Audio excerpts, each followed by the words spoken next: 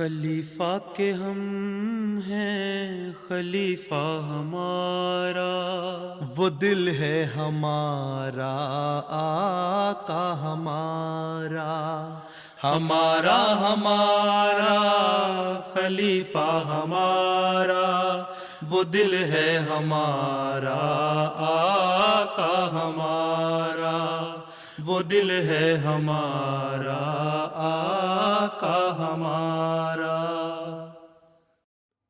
Assalamu alaikum and welcome to This Week with Huzur. We are honored to present highlights of a virtual mulaqat where Hazrat Khalifatul Masih Ayyaduhu Ta'ala bin Nasr al-Aziz graciously met with Nasirat and Lajna from Denmark last weekend. Last Sunday, Lajna and Nasirat from Denmark, gathered at the Nusrat Jahan Mosque, were blessed with a virtual mulaqat with Hazrat Khalifatul Masih V, may Allah be his helper. After a formal session which began with tilawat, hadith, an excerpt from the writings of the promised Messiah ﷺ, the Lajna and Nasirat had the opportunity to ask questions on a range of issues.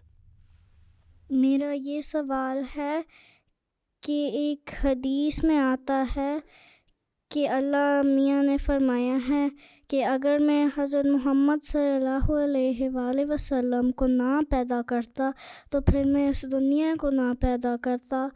اس کا کیا مطلب ہے اور یہ کیوں فرمایا ہے؟ جزاک اللہ۔ اس کا مطلب یہ ہے کہ اللہ تعالیٰ کو حضرت صلی اللہ علیہ وسلم بہت پیارے تھے، اور اللہ تعالیٰ نے آپ کو کامل انسان بنایا۔ اللہ نے کہا کہ کوئی بھی دنیا میں پرفیکٹ انسان نہیں سوائے ایک کے، جو حضرت محمد رسول اللہ صلی اللہ علیہ وسلم ہیں، اور انسان کے لحاظ سے بھی آپ کو کامل بنایا، آپ کی شریعت کے لحاظ سے بھی آپ کو کامل بنایا، اور دنیا کی ہدایت کے لیے بھی آپ کی ہدایت کو کر دیا۔ تو اللہ تعالیٰ اپنی قدرت کا نمونہ دکھانا چاہتا تھا کہ یہ میری قدرت ہے کہ اس کو میں کامل اور مکمل بنا دوں، اور مقصد پیدائش اللہ تعالیٰ کا کوئی مقصد جو ہے کسی بھی چیز کے بنانے کا بے فائدہ نہیں ہوتا، کسی چیز کو بنانا بے مقصد نہیں ہوتا۔ تو اللہ تعالیٰ نے مخلوق بنائی اور پھر انسان کو بنایا اور ساری مخلوق کو اس کا تابع کر دیا۔ تو اس کا مطلب یہ ہے کہ اللہ تعالیٰ کو آن سے اتنا پیار تھا کہ اللہ تعالیٰ نے اپنے پیار کا اظہار کیا کہ میں نے دنیا ہی اس لیے بنائی ہے کہ حضرت صلی اللہ علیہ وسلم جیسا انسان دنیا میں پیدا کروں، اور پھر دنیا اس کو دیکھے، ان کی شریعت پہ عمل کرے، ان کے نقش قدم پہ چلے، ان کی سنت پہ عمل کرے، اور ایسا کامل اور مکمل انسان ہے جس کے پیچھے چل کے پھر تم اللہ تعالیٰ کا پیار حاصل کر سکتے ہو۔ اگر یہ نہیں تو پھر تمہارا اس دنیا میں آنا بھی بے فائدہ اور فضول ہے، پھر اس دنیا کا مقصد کوئی نہیں رہتا۔ تو اللہ تعالیٰ نے دوسری جگہ فرمایا کہ اللہ تعالیٰ نے انسان کو، جن و انس کو عبادت کے لیے پیدا کیا، وما خلقت الجن والانس الا لیعبدون، انسان کو عبادت کے لیے پیدا کیا، جنوں کو عبادت کے لیے پیدا کیا، اور اس کے اعلیٰ ترین معیار جو ہیں وہ حضرت صلی اللہ علیہ وسلم نے قائم فرمائے اور آپ نے ہمیں بتائے۔ تو یہ جو مقصد ہے دنیا کی پیدائش کا، اس کو ہمیشہ سامنے رکھو، حضرت صلی اللہ علیہ وسلم کے اسوے پر چلو، ان کی شریعت پہ عمل کرو، اور دیکھو میں نے کیسا کامل انسان بنا کے تمہارے سامنے نمونے کے طور پر پیش کر دیا، تو تبھی تمہاری زندگی کامیاب ہے، نہیں تو تمہاری زندگی بے فائدہ ہے۔ اور یہ میں اس دنیا کو پیدا ہی نہیں کرتا اگر یہ میرا مقصد نہ ہوتا کہ انسان اپنے اعلیٰ معیار کو حاصل کرے۔ حضور، ہمارے بچے دو معاشروں کے درمیان پرورش پاتے ہیں، جہاں دن کا ایک بڑا حصہ مغربی ماحول یعنی اسکول کالجز میں گزار کر آتے ہیں اور باقی گھر پر۔ دیکھا گیا ہے کہ اکثر اوقات نوجوانی میں کچھ بچے آئیڈینٹی کی پرابلمز کا شکار ہو جاتے ہیں۔ پیارے حضور، میرا سوال یہ ہے کہ ماں باپ کس طرح بچپن سے اپنے بچوں کی تربیت کریں کہ وہ ان کمپلیکسز میں نہ پڑیں؟ جزاک اللہ۔ آپ کے بچے جاتے ہیں 5-6 سال کی عمر میں، بعض جگہ 6-7 سال کی عمر میں، تو 5 سال سے لے کے 7 سال تک کی عمر تک تو وہ آپ کے پاس رہتے ہیں، ٹھیک ہے؟ اس وقت آپ ان کو بچہ سمجھ کے کہتے ہیں کوئی نہیں بس کھیلتے رہو۔ اس وقت ان کو چھوٹی چھوٹی نیکی کی باتیں سکھایا کریں، ان کو دعائیں سکھایا کریں، ان کو بتایا کریں۔ بعض ماں باپ ایسے ہیں جو قرآن شریف تو ختم کروا لیتے ہیں 4 سال کی عمر میں 5 سال کی عمر میں بچے کو، پھر کہتے ہیں آمین کروا دو، ہمارے بچے نے 5 سال کی عمر میں قرآن کریم ختم کر لیا، لیکن اس کو باقی دین کی باتیں نہیں سکھاتے، ان کو پتہ ہی نہیں لگتا ہے قرآن ہم نے پڑھ لیا تو اس میں ہے کیا۔ تو یہ چھوٹی چھوٹی باتیں بچوں کے ذہنوں میں ڈالنی چاہیے۔ بچہ تو نیکی کی باتیں سیکھتا ہے، اس لیے اسلام میں حکم ہے کہ جب بچہ پیدا ہو تو اس کے دائیں کان میں اذان دو، بائیں کان میں تکبیر کو۔ اس وقت تو عقل نہیں رکھتا، لیکن اس کے باوجود اس پہ اللہ کا اور رسول کا نام ڈالا جاتا ہے، خدا تعالیٰ کی وحدانیت کی تعلیم اس کے کانوں میں ڈالی جاتی ہے، ٹھیک ہے نا۔ اس کے بعد اب کہتی ہیں جی ہمارے اسکول میں بچے جاتے ہیں، وہاں سے متاثر ہوتے ہیں، بالکل ٹھیک ہے، اسکول میں جاتے ہیں، لیکن میں نے تو حساب لگایا ان مغربی ممالک میں سال کے 365 دنوں میں سے 180 سے 190 دن اسکول کے ہوتے ہیں اور 180 دن ان کے چھٹیاں کے ہوتے ہیں۔ اب آدھا سال جو ہے وہ بچے آپ کے پاس رہتے ہیں، اس وقت آپ کیا کہتی ہیں؟ ان کو کہتی ہیں اچھا سیر کرو، میرا دماغ نہ کھاؤ۔ ماں اپنے اگر کہیں کام کر رہی ہے کوئی تو اپنے کاموں پہ چلی جاتی ہے، باپ اپنے کاموں پہ چلا جاتا ہے، بچے کھیل رہے ہوتے ہیں، ٹی وی کے اوپر بیٹھ جاتے ہیں۔ تو وہی اثر وہ جو 180 دن اسکول سے سیکھتے ہیں نا، وہ بقایا 180 دن گھر میں بیٹھ کے گیمز کے اوپر پلے کرتے ہوئے، انٹرنیٹ پہ پلے کرتے ہوئے، ٹی وی پہ دیکھتے ہوئے، اور وہ پھر کوئی نیکی کی بات ان کو نہیں پڑ رہی ہوتی۔ تو اس میں بھی پلان ایسا بنائیں کہ بچوں کو وہ دن جو ہیں کم از کم 180 دن میں سے 90 دن ہی آپ ان کو دے دیں دین کی تعلیم سکھانے کے، تو 1/3 حصہ تو آ جائے گا نا کم از کم دین کی تعلیم سکھانے کا۔ ان کو بتائیں کہ دین کی اہمیت کیا ہے، ہم کون ہیں، ہم احمدی مسلمان ہیں، اسلام کیا چیز ہے، اللہ تعالیٰ ہم سے کیا چاہتا ہے۔ اور جو اسکول میں پڑھتے ہیں آج کل مثلاً جینڈر کی تعلیم دی جاتی ہے یا اور قسم کی باتیں کہتے ہیں، تو ان کو بتائیں تم اسکول میں تو یہ باتیں سیکھتے ہو، لیکن اللہ تعالیٰ نے جس نے ہمیں پیدا کیا اس کو ہمارا سب کچھ پتہ تھا، اور اس نے ہمیں بتایا کہ تم لوگ صحیح کس طرح رہ سکتے ہو۔ یہ جو باتیں ہیں یہ آزادی نہیں ہے، بلکہ آزادی یہ ہے کہ اللہ تعالیٰ نے جو باتیں کہی ہیں ان کو ہم مانیں، اس سے تعلق پیدا کریں اور دین کو سیکھیں۔ تو ایک محنت ہے، جتنی محنت اسکول والے کرتے ہیں آزادیاں دینے کے لیے، اتنی محنت پھر گھر والے ماں اور باپ بھی کریں، ٹھیک ہے۔ ماں کا اصل کام تو بچوں کی تربیت کرنا ہے نا۔ اگر سنبھال لیں، اس کا مطلب اگلی نسل آپ نے سنبھال لی، سوائے اس کے کوئی ماں ڈاکٹر ہے یا ٹیچر ہے اور پروفیشن میں جاتی ہے تو 5-6 گھنٹے 8 گھنٹے کی ڈیوٹی دے کے واپس آتی ہے، تو پھر اپنے بچوں کو وقت بھی دے۔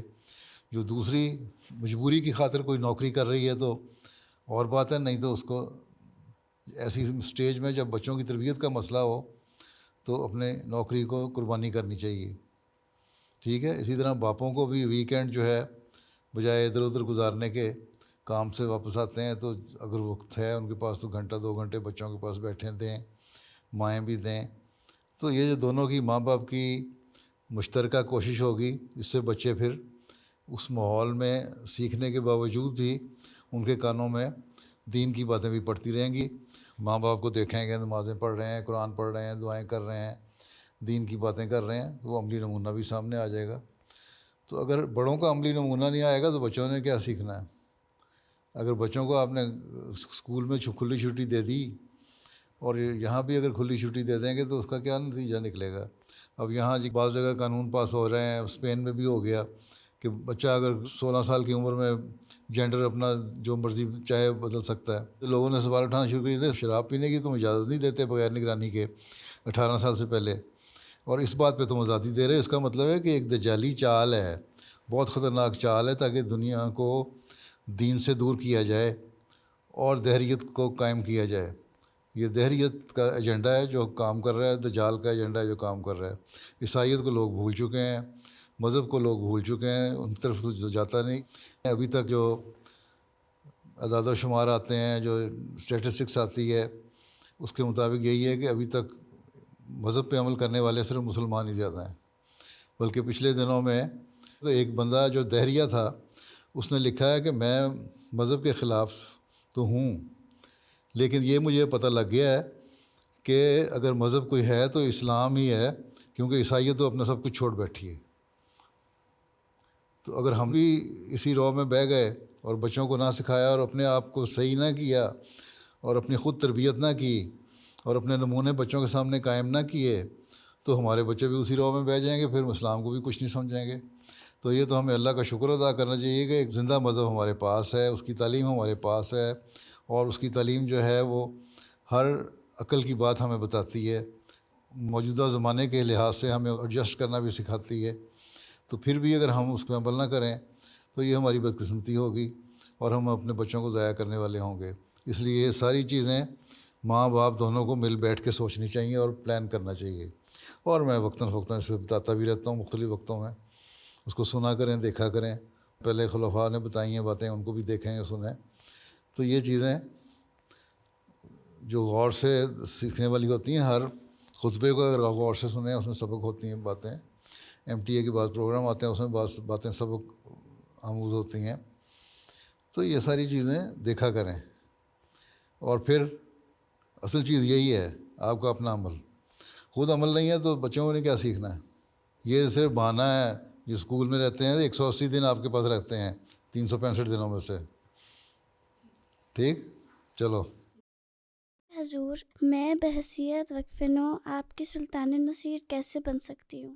حضرت مسیح علیہ السلام کا جو مشن ہے دنیا میں، اللہ تعالیٰ کی وحدانیت کو قائم کرنا، اللہ تعالیٰ کے ایک ثابت کرنا، اور اللہ تعالیٰ کے پیغام کو دنیا میں پہنچانا، اور اسلام کے پیغام کو دنیا میں پہنچانا، اور حضرت صلی اللہ علیہ وسلم کے مقام کو دنیا کو بتانا کہ آپ آخری نبی ہیں اور آخری شریعت ہے آپ کی، ہیں قرآن کریم آخری کتاب ہے۔ اور اسی مشن کو پورا کرنے کے لیے اس زمانے میں اللہ تعالیٰ نے حضرت مسیح موعود کو بھیجا، اور اسی مشن کو پورا کرنے کے لیے حضرت مسیح علیہ السلام کے آگے خلافت کا سلسلہ جاری ہوا، ٹھیک ہے؟ خلیفہ وقت جو ہے وہی کام کرتا ہے جو مسیح موعود علیہ السلام کے سپرد اللہ تعالیٰ نے کیا تھا۔ تو خلیفہ وقت اکیلا تو ساری دنیا میں جا کے نہیں کام کر سکتا، اس لیے دنیا میں جو پھیلے ہوئے احمدی ہیں وہ یہ کام کریں، ہاتھ بٹائیں خلیفہ وقت کا، اس کے مددگار بنیں، اپنے آپ کو نیک بنائیں، اپنی عبادتوں کے جو سٹینڈرڈ ہیں ان کو بڑھائیں، لیول بڑھائیں، معیار بڑھائیں، اور نمازیں اچھی طرح پڑھا کریں، 5 نمازیں، پھر نفل پڑھنے ہیں وہ بھی پڑھیں احمدی، اور پھر قرآن کریم کو پڑھیں، اس کا علم حاصل کریں، ٹھیک، اور پھر اس پہ عمل کرنے کی کوشش کریں، اس کی نیکیوں کو اختیار کریں اور برائیوں کو چھوڑیں، اللہ تعالیٰ نے جن برائیوں سے منع کیا ہے، اور پھر یہ پیغام دنیا کو بھی پہنچائیں، تبلیغ بھی کریں۔ تو اس طرح آپ لوگ خلیفہ وقت کے سلطان نصیر بن جاتے ہیں۔ سلطان نصیر کا مطلب ہوتا ہے اعلیٰ قسم کے مددگار، ٹھیک ہے؟ تو مدد کرنے والے بن جاؤ، اگر عورتیں بھی، بچے بھی، بڑے بھی، جوان مرد بھی، عورتیں بھی کریں تو پھر دیکھو کس طرح جماعت احمدیہ کا پیغام، اسلام کا حقیقی پیغام دنیا میں پہنچتا ہے۔ تم لوگ ڈینمارک میں کوشش کرو، سویڈن والے سویڈن میں کوشش کریں، ناروے والے ناروے میں کوشش کریں، دوسرے ملکوں کے دنیا میں دوسرے ملکوں میں کوشش کریں، تو پھر ایک انقلاب پیدا ہو سکتا ہے، ٹھیک ہے؟ جزاک اللہ۔ حضور، آپ اپنے خطبات اور خطابات میں جماعت کو نصیحت فرماتے ہیں اور ہماری کمزوریوں کی طرف توجہ دلاتے ہیں، اور یا اگر کبھی ہم اپنے اجلاسات میں بعض روحانی کمزوری یا برائی کا ذکر کرتے ہوئے نصیحت کرتی ہیں تو اکثر لوگ تو سمجھتے ہیں کہ یہ نصیحت ہے، کوئی فیصلہ نہیں، اور ہر بات پر عمل کرنا ضروری نہیں، اور بعض ایسے بھی ہوتے ہیں جو کہہ دیتے ہیں کہ ہمیں ٹارگٹ کیا جاتا ہے۔ اگر ایسے لوگوں کو علیحدگی میں بٹھا کر نصیحت کریں تب بھی انہیں اچھا نہیں لگتا، اس بارے میں ہماری رہنمائی فرمائیں، جزاکم اللہ۔ بات یہ ہے کہ جو تقریر کرنے والا ہے اگر جنرل نصیحت کر رہا ہے، خطبہ دینے والا جنرل نصیحت کر رہا ہے، تو یہ تو ایک عمومی نصیحت ہے اللہ اور اس کے رسول کے جو حکم ہے اس کے مطابق۔ اب چور کی داڑھی میں تنکا محاورہ ہے، اب ایک شخص میں اگر یہ کمزوریاں پائی جاتی ہیں تو وہ کہتے ہیں نہیں مجھے ہی تم نے ٹارگٹ کیا ہے کیونکہ میرے اندر یہ کمزوریاں پائی جاتی ہیں، تو یہ تو اس کی کم ظرفی ہے یا بیوقوفی ہے جو ایسی باتیں کر رہا ہے، حالانکہ نصیحت مجموعی طور پہ کی جا رہی ہے، اور اگر اس میں ہیں کمزوریاں تو اس سے تو سبق سیکھنا چاہیے، اس کو اللہ کا شکر ادا کرنا چاہیے، اور اس بندے کا شکر ادا کرنا چاہیے کہ اس نے مجھے اس طرح توجہ دلائی تاکہ میں صحیح احمدی مسلمان بن جاؤں۔ کئی لوگ مجھے خط لکھتے ہیں کہ آپ خطبات جب دے رہے ہوتے ہیں بہت ساری باتیں ایسی ہوتی ہیں، بعض دفعہ تاریخی باتوں میں ہی بعض باتیں ایسی آ جاتی ہیں لگتا ہے کہ آپ ہمارے متعلق بات کر رہے ہیں اور ہماری اصلاح کی کوشش کر رہے ہیں، اور اپنے آپ کو ہم جائزہ لیتے ہیں اور پھر شرم آتی ہے، اپنی اصلاح کی کوشش ہم کرتے ہیں. تو ایسے بھی ہیں جو سبق لینے کی کوشش کرتے ہیں، لیکن جو ڈھیٹ لوگ ہیں اثر ہی جن پہ ہونا کسی بات کا اور دوسروں پہ الزام انہوں نے دیتے رہنا، ان پہ جو مرضی آپ کہہ لیں ان پہ اثر ہی نہیں ہوگا. ان کے لیے پھر دعا ہی کر سکتے ہیں کہ اللہ تعالیٰ ان کو عقل اور سمجھ دے اور ان کو یہ سمجھنے کی توفیق دے کہ وہ حقیقی احمدی بن جائیں. اگر تقویٰ سے کام لیتے ہوئے نصیحت کرنے والا، تقریر کرنے والا، یا اگر مرد کوئی ہے یا امام ہے یا مربی ہے، خطبہ دینے والا خطبہ میں باتیں کر رہا ہے، تو وہ پہلے تو دعا کر کے جائے کہ اللہ تعالیٰ میری زبان میں تاثیر رکھ دے کہ میں جو بھی کہوں اس پہ لوگوں کو عمل کرنے کی توفیق ملے اور اس کو غور سے سن سکیں اور اس کا دل پہ اثر ہو. اور پھر بعد میں بھی دعا کرے کہ اللہ تعالیٰ ان کے دلوں پر ان باتوں کا اثر ڈالے اور ہم ایک نیک جماعت بن جائیں، وہ جماعت بن جائیں جو حضرت مسیح علیہ السلام ہمیں بنانا چاہتے تھے. اب حضرت مسیح علیہ السلام نے بے شمار جگہ پہ لکھا ہے، بعض اس زمانے میں بھی باتیں ہو جاتی تھیں، آپ نے بڑی ناراضگی کا اظہار فرمایا. تو یہ کہنا یہ نصیحت ہے. اب نماز قرآن شریف کا حکم ہے. اب لوگ کہتے ہیں کہ جی یہ تو نصیحت کی تھی، یہ ضروری تو نہیں کہ ہم نماز پڑھیں. اللہ تعالیٰ تو کہتا ہے میں نے پیدا ہی انسان کو عبادت کے لیے کیا ہے. اب عبادت کی طرف توجہ دلاؤ تو کہہ دیتے ہیں کہ یہ تو ہمارا اپنا ذاتی معاملہ ہے. اگر اتنا ہی ذاتی معاملہ ہے انسان کا نمازیں پڑھنا یا نہ پڑھنا، تو حضرت صلی اللہ علیہ وسلم نے یہ کیوں فرمایا کہ میرا دل چاہتا ہے جو عشاء کی نماز پہ نہیں آتے ان کے گھر کو جا کے آگ لگا دوں؟ یہ کوئی مقصد ہے نا. نہیں تو آپ تو رحمت للعالمین ہیں، آپ تو نہیں کہہ سکتے ہیں، آپ تو ہر ایک کے لیے رحمت و شفقت ہے کہ جو نمازیں نہیں پڑھتا اس کو سزا دوں.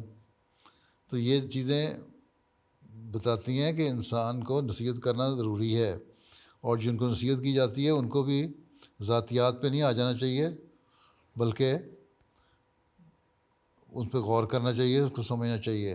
اور اگر کسی سے اچھے تعلقات ہیں یا پھر اچھے تعلقات بنانے چاہیے عہدیداروں کو بھی، لجنہ کے عہدیداروں کو بھی اور مرد عہدیداروں کو بھی، پھر ان سے ذاتی تعلق پیدا کریں، پھر ان کے گھروں میں جا کے ان کو سمجھائیں کہ ہمارا مقصد کیا ہے. ہم نے حضرت مسیح علیہ السلام کی بیعت کی ہے اس زمانے میں اس لیے کہ اسلام کی حقیقی تعلیم کو اپنے اوپر بھی لاگو کریں اور دنیا میں بھی رائج کریں. اس کے لیے یہی ہے کہ جو کوشش ہے وہ تو ہم نے کرنی ہے. کسی پہ اچھا اثر پڑتا ہے یا نہیں پڑتا ہے اس کی اگر نیت نیک ہے، اللہ تعالیٰ سے دعا بھی مانگیں کہ اللہ میری نیت تو نیک ہے. اگر کسی کے دل میں کوئی غلط قسم کا خیال آتا ہے اس نصیحت کو سن کے، تو اللہ تعالیٰ مجھے بھی معاف فرمائے، اس کو بھی معاف فرمائے اور اس کو عمل کرنے کی توفیق دے اور مجھے بھی عمل کرنے کی توفیق دے ان باتوں پہ. تو یہی ہم کر سکتے ہیں.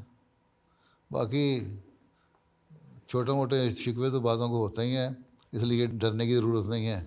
جنہوں نے عہدیدار جو ہیں لجنہ کی، وہ بھی اپنے نیک نیتی سے نصیحت کریں، کام کریں، اور مرد بھی نیک نیتی سے نصیحت کریں اور کام کریں. تو ان شاء اللہ تعالیٰ کم از کم اگلی نسل تو بہتر ہو ہی جائے گی. اول تو آپ لوگ خود بھی ہو جائیں گے بہتر سارے. حضور حضرت صلی اللہ علیہ وسلم کی سیرت طیبہ کے مطالعہ سے علم ہوتا ہے کہ حضور صلی اللہ علیہ وسلم اپنے گھر پر عام روزمرہ کے کاموں میں اہل خانہ کا ہاتھ بٹاتے تھے. دیکھا گیا ہے کہ اکثر مرد گھر پر اہل خانہ کی مدد نہیں کرتے. اس بارے میں ہماری رہنمائی فرمائیں. جزاک اللہ. ابھی تک اتنی جو رہنمائی ان تقریروں میں کرتا رہتا ہوں، لجنہ کے جلسوں کی تقریروں میں بھی، اجتماعوں پہ بھی، وہ کافی نہیں ہوتی. جس مرد نے سننا ہی نہیں ہے اس کو میں کیا کہہ سکتا ہوں. جو مرد اللہ کا حکم نہیں مانتا نمازیں پڑھنے کا، قرآن پڑھنے کا، اللہ رسول کا حکم نہیں مانتا، اس نے میری بات کیا ماننی ہے؟ ٹھیک ہے. میں تو ہمیشہ نصیحتیں کرتا رہتا ہوں اور بتاتا رہتا ہوں کہ حضرت صلی اللہ علیہ وسلم کرتے تھے. آپ کے اس پہ چلنا ضروری ہے. اللہ تعالیٰ نے فرمایا کہ حضرت صلی اللہ علیہ وسلم کے اس پہ چلو اگر تم لوگوں نے ترقی کرنی ہے. تو بہت سارے مرد ہیں کرتے ہیں مدد.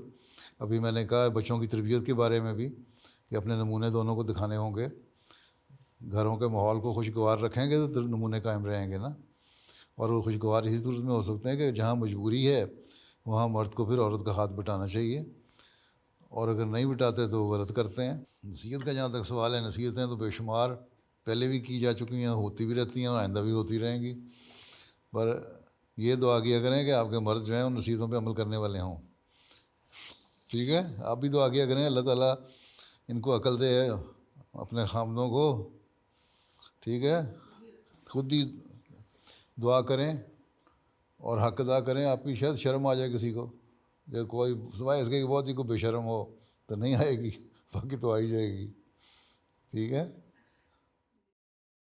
حضور میرا سوال ہے کہ جو ہم کس طرح لجنہ مائلہ ڈنمارک کو 5 وقتہ نمازوں اور روزانہ تلاوت قرآن پاک اور خدمت دین و خدمت خلق کی طرف توجہ دلائیں کہ کامیابی کی شرح 100% ہو جائے. بات یہ ہے کہ 100% ہو جائے, اس کے بعد آپ بیٹھ جائیں گے آرام سے, پھر اس کو مینٹین کرنا پڑے گا نا.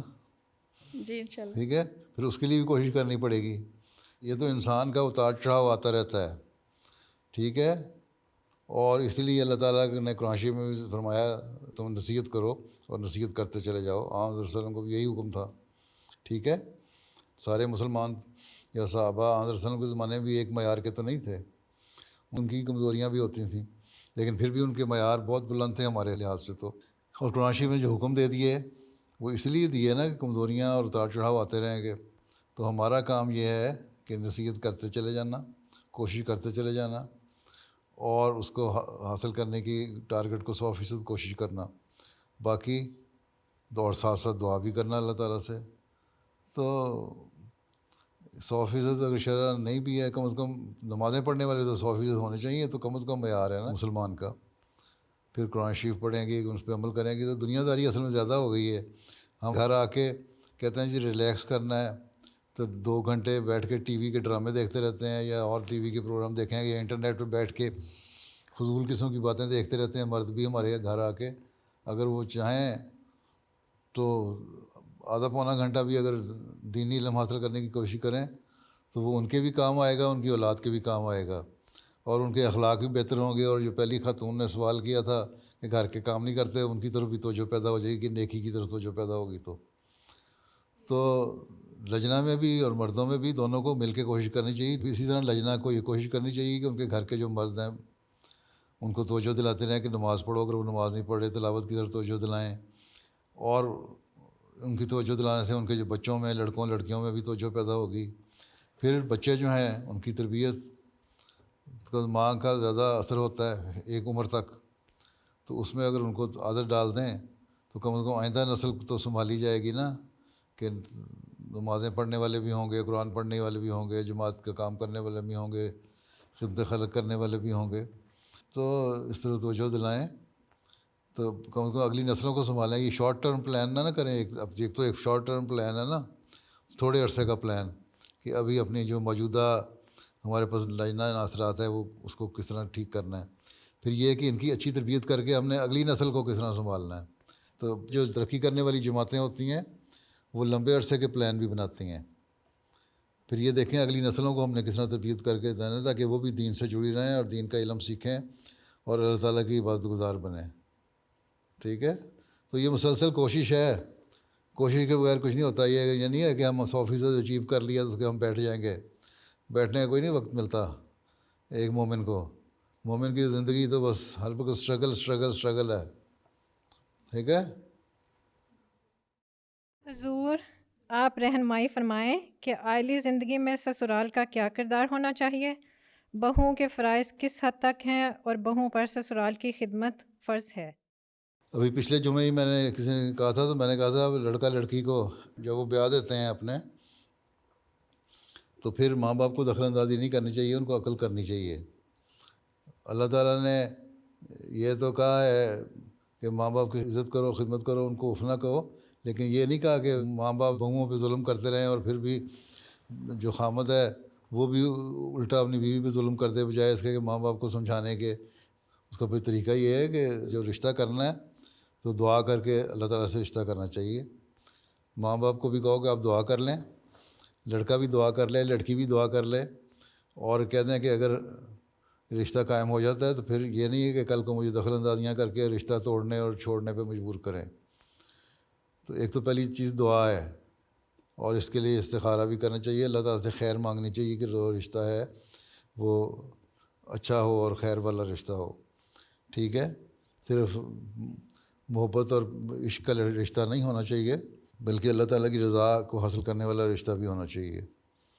ٹھیک ہے، یہی یہاں رسول اللہ نے فرمایا کہ تم کسی کا حسن دیکھ کے، اس کی دولت دیکھ کے، اس کا خاندان دیکھ کے رشتہ نہ کرو صرف، بلکہ دین دیکھ کے رشتہ کرو.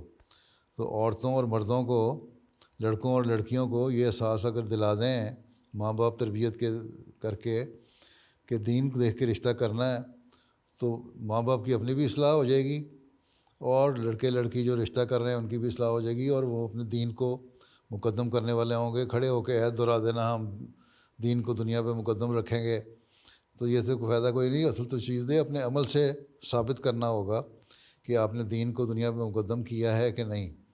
اور اس کے لیے شادی شدہ لوگوں کے لیے بھی ایک اس میں ہدایت یہ ہے کہ وہ دیندار لڑکی تلاش کریں اور لڑکی دیندار لڑکے کو تلاش کرے، بجائے ایک دنیاوی باتیں دیکھنے کے.